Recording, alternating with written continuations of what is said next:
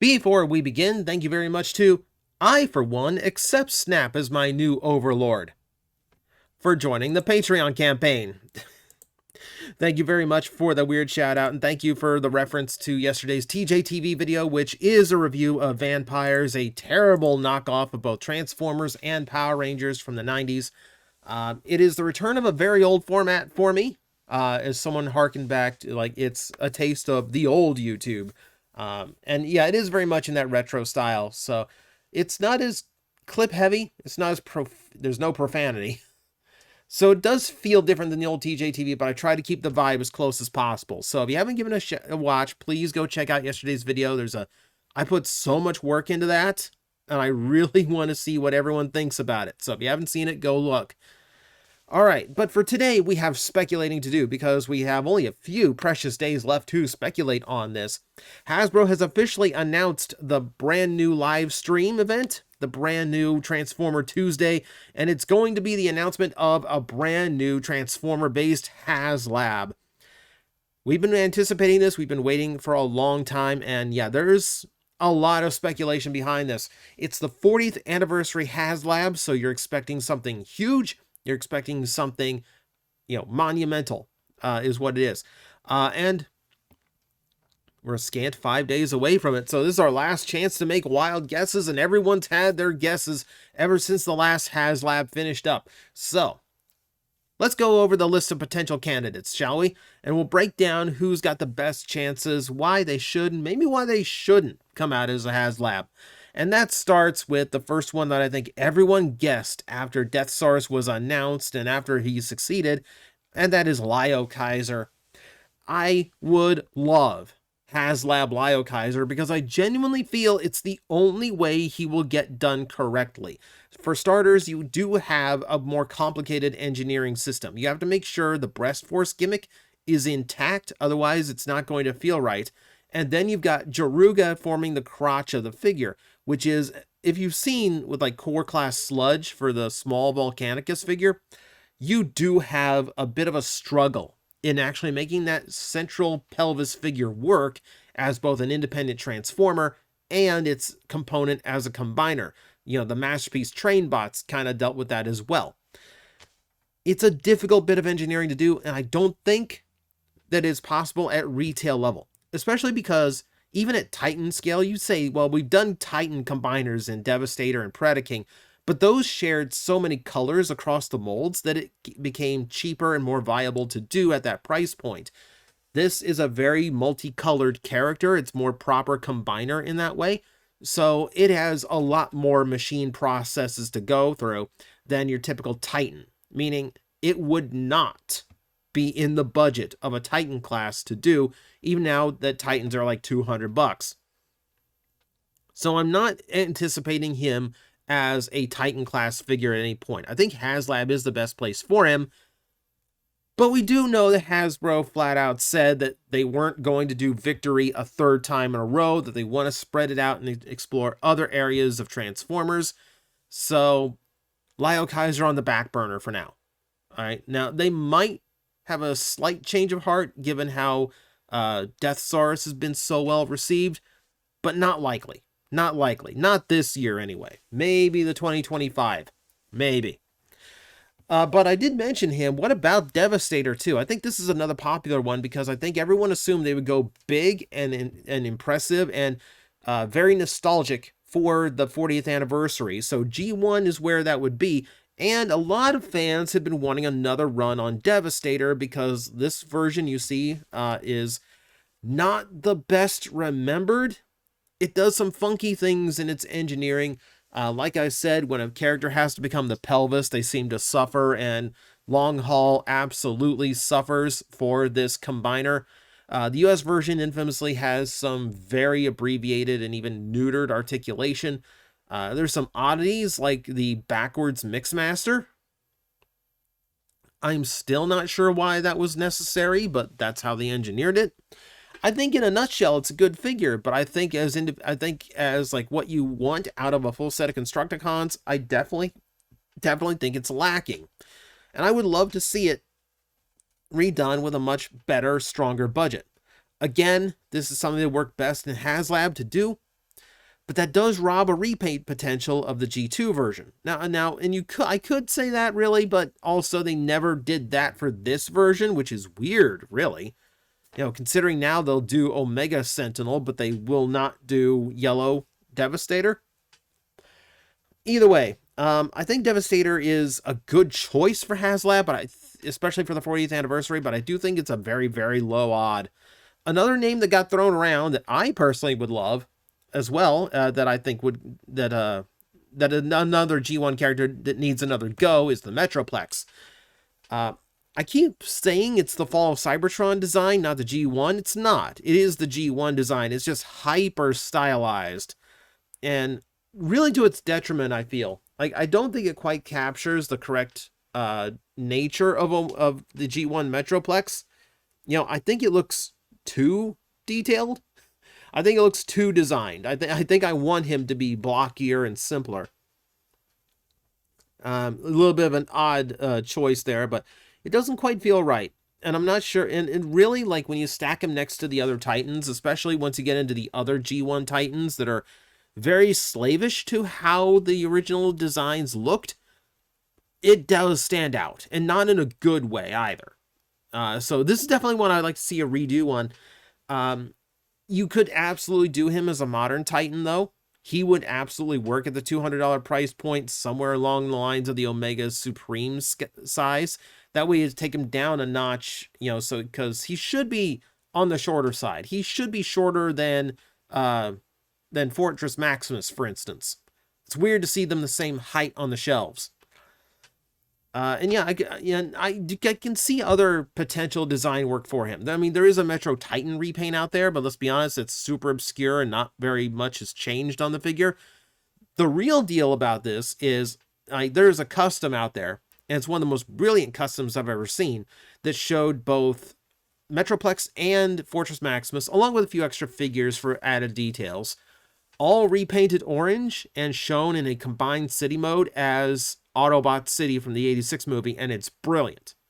It's brilliant. It looks amazing. And I would love for that to be a thing, but we need a retail level Metroplex to make that happen. I don't think they're going to do two Titans back to back in order to make that happen, but a Metroplex you could retool or repaint into Autobot City, I think is a winner of an idea. And I would absolutely be down for that. Now, there are a few things that we can go off of that does point into other directions. For instance, on a live stream, they did say that while there was no Haslab for 2023, it would be coming back in 2024 for an Omega-sized one. Omega-sized one informed a few guesses, and I think are fun guesses. But the first thing you think of when you think Transformers and Omega is Omega Supreme. And I'm going to tell you right now, there is almost no chance of this one. I mean, just look at the one that's on screen right now. I don't see where you top that. Like, it's already like as perfect as it's going to get. I mean, it's the G1 base mode. They've removed some of the part forming, so it has a better transformation feel to it. It looks spot on. You could marginally improve it, I guess, but why would you? I don't know. I think the Titan one we got is about as good as we could ever expect this Omega Supreme design to be at retail level from Hasbro. So, it's a weird call. It is a weird call. I mean, I know Omega makes you immediately think of him, but it is just a weird call or a weird assumption to make that it's going to be a character that, for all intents and purposes, very, recently got a Titan. Not that recently, but, still. Like, they wouldn't repeat it again. They wouldn't do it at Haslab level. No. Some people took one step further than that, and they made the jump to assume that Omega might be a tease for animated Omega Supreme, a design that never actually got made. And again, this is reaching. I will admit, it's more chance than the G1 Omega Supreme, because again, it's a more popular, it's a more it's a popular design that was never given a toy. And I see people going, well, they could just remold the arc in order to make this. It's close enough already. Do you have any idea the rioting in the streets that would happen if they retooled a Titan and said, hey, please buy it at Haslab prices? That would never go over. You know, if they're going to do this, they're going to do it the way you said. They're going to remold the Titan, you know, the Titan class arc into Omega Supreme from animated, and they're going to call it a day there. And that's going to be your fan channel exclusive, your Amazon exclusive, whatever. They're not doing this. I'm sorry, they're not. While it's a nicer pull for the name Omega, it is also a very touchy space for Hasbro right now.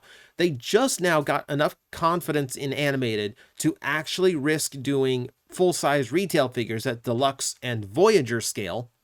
And we know there are characters in animated that really should be done at leader scale if those figures are popular enough. And seeing the reaction to Bumblebee and Optimus Prime, I'd say they are. So that's kind of the direction you need to go with those. You don't need it to be in Haslab. I think it would be a big reach to ask people to suddenly pay, you know, $180, $190 for an animated Omega Supreme. There are people who would go for it, but at the same time, I don't think it's the best choice for a 40th anniversary piece, and I do not think it is a direction Hasbro's willing to risk right now. You know, that's an it's always Haslab is an interesting balance between it's too expensive to do at retail, but it's popular enough to take a risk on and do an expensive figure. I don't think Omega Supreme from animated hits that level. There's not just one tease, though. We do have others. The Hasbro team tweeted out, Insta'd out, whatever. They posted this picture, which is them in front of their Unicron display shelf, and it's a lovely display. But man, did it have people guessing so many things. For starters, I thought I saw a lot of people guessing that they might be teasing a G1 Unicron release, and that would be amazing. Trust me, I would absolutely love this. I would die laughing. It's very, very unlikely. It's very, very unlikely. Potentially unlikely because in order to actually make this, they would have to disassemble one of, I think, 2 existing prototypes of this toy in order to cast the mold, which I'm not sure they're necessarily willing to do. I guess you get away like 3D scanning it and trying to recreate the parts that way, but that again is going to be taking a risk with the prototype and probably not as accurate as they would like to be. I do think it would be hysterical, but it's Unicron. I don't necessarily think you would have to Haslab a Unicron at this size to get it to sell. The 575 one, the biggest Transformer ever, yes. Yes, that one you absolutely need to fight. That one you need a Haslab for. Not small scale, because remember, this is very small. This is actually smaller than a lot of the city formers from back in the day. It's not as big a figure as you would expect out of a character named Unicron. So they could absolutely get away with this as some kind of like weird fan channel thing. No. The picture here, you notice in the top right corner, has a Cybertron Primus just conveniently placed there for some reason. And they very intentionally left it in the photo because, you know, you can see where their head comes. They could have easily cut that out. They intentionally did not. So what does that mean? Well, it's Cybertron Primus that does involve an Omega lock. The last time we talked about Haslab, this was the forerunner. This was the choice for what the next Haslab would be. It seemed pretty certain that the next one was going to be Primus based on that photo's teasing and the hint of the Omega lock. Now, I would love this, and I do think if you're going to do a proper transforming Cybertron, Haslab is again the only place to do it. It does take a monumental risk, however. It does not have the reach as Unicron does, or like the, 35 plus years of demand that a G1 Unicron toy had when they did the original Haslab for him. No, this one would have a bit more of a struggle, and it would still be about the same price point. It'd probably be comparable to Unicron so they could be side by side. That said, I'm not necessarily sure they would want it to be side by side. I don't think they would want to do another one as big as Unicron. I think they are content To leave that in the history books as the largest transforming Transformer ever doesn't mean they couldn't make Primus a little bit smaller, but it would be weird to have them at different scales. But still, if we're talking something historic for the 40th anniversary, and we're talking something major, doing the entirety of the planet Cybertron and the god of Transformers, yeah, that absolutely qualifies. Both in size, character choice, I think that hits the balance that Haslab needs. And this was my Forerunner. We've talked about this multiple times in the past. This was like the one I was certain of. This is going to be it. And now we throw in a new wrinkle. Now we throw in a new wrinkle because we have this from Evan. There was a rule that we kind of passed around as just given, this is just a foregone conclusion, that Evan had stated that there would never be an Optimus in Haslab because Optimus doesn't need Haslab to sell. If they put out an Optimus Prime toy, it will sell, period. So why would we make it a Haslab? But Evan is now on record as stating it was just him assuming things. It's not a solid rule. So now we have a wrinkle in it. And now we know that wrinkle. Now we have to look back at that post on Instagram. Now let's actually read it. Get ready to roll out a Transformers Tuesday like never before. We're officially kicking off the Transformers 40th anniversary celebration at 10 a.m. Eastern Time on January 30th with a fan stream of epic proportions. Join BMAC and Evan on Hasbro Pulse YouTube channel as they fire up their engines and unveil an all-new Transformers Haslab that is sure to be a must-have in your collection. Well now, Hasbro has exactly two speeds when it comes to teasing upcoming releases. They have their slow speed, which is, we know you've seen that toy for months, but it doesn't exist. And then we have blatant, very poor foreshadowing. It's like if Chekhov's gun was a bazooka. Just put it in the background of a scene and don't think anything of it until the third act. No. Hasbro, when they tease something, no, it's got all the subtlety of a charging rhino. So, yeah, now the speculation returns to another Omega, and that is Omega Prime. This one is now suddenly a front runner because of that tease. He's a fire engine. Big shock. He hits that same note as Victory Saber does, as two, a leader, two commander class toys combining together that is right along with the budget of a Haslab. The toys are very heavily feature laden. Even if you take out the spring-loaded gimmicks and the electronic gimmicks, you're still left with a ton of things those toys have to do, and that might not necessarily be recreatable at a retail level. The combination has to be good, right? And then you've got the Ultra Magnus portion, where if you do just fire Convoy, people are going to be upset that you didn't do the God Magnus. Well, the God Magnus doesn't really have any potential if you do it at retail. Also, if you do these two at retail, they both end up being Commander class, which would basically shoehorn them into doing it for 2 years. So if they decide they wanted to do, say, another Combiner, in the vein of the Menasor they did, they wouldn't be able to do that until both of these figures were already out. And with budgetary changes sometimes happening year to year, that Ultra Magnus might turn out worse than the Omega Prime, or something might go wrong in the process, so it's best to design them at the same time when they can be on the same level, quality-wise. So this might be the only way to properly do both of them. That said, it is true that any Optimus Prime toy is going to sell. So it's not necessarily something you need to do at Haslab level. And there's a lot of potential that gets cut out. Now, Hasbro's never said that Haslab toys can't be repainted and released normally. But it's kind of implied that the toy is only available through Haslab. You have to pre-order to get in on it, never to be released at normal retail. But that would cut them off from a lot of really cool options.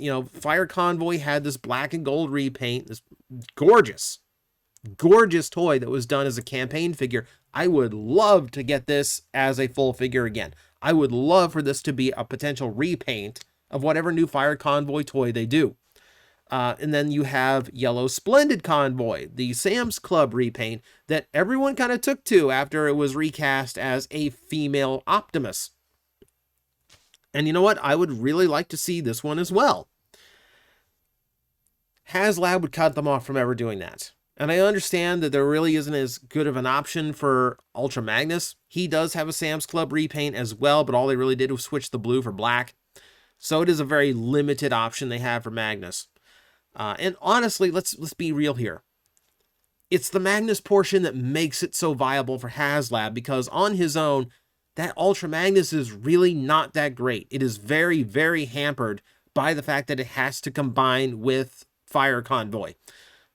It's very hollow in both modes. The legs are very hollow and very long-legged. It's a very odd proportion character.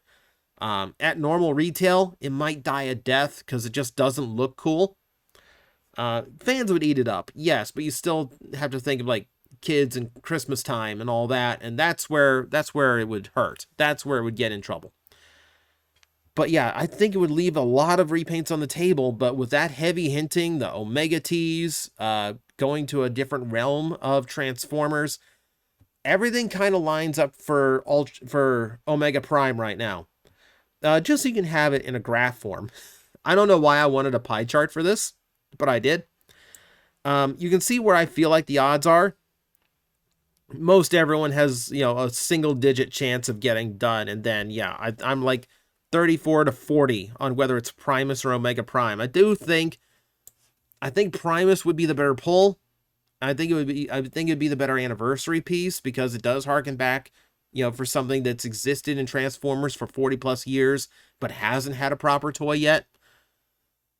But all the hints are toward Omega Prime right now. So right now, that is my basis. That's my bet. Feel free to debate this in the comments. Like I said, we've only got 5 days to speculate on this. So if you've got another candidate, or if you have a better argument, please feel free to share it below. And I will obviously be doing a video on that next Tuesday when all of the info drops. So join me then. And until then, I will see you next time.